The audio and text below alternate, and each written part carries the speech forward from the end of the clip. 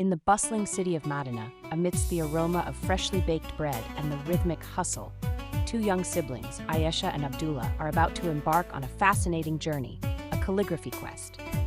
It all begins when their grandfather gifts them an old, mystical ink pot, which, as he tells them, has the power to reveal the magical world of Islamic calligraphy.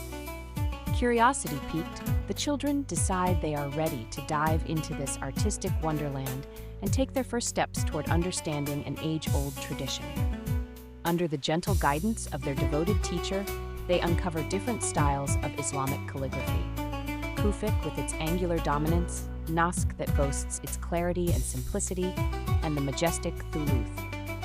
They learn how each stroke of a calligraphy pen breathes life into a letter, and every dip into ink reflects centuries of history. The canned clip of Ayesha holding her nib pen delicately, eyes sparkling with determination.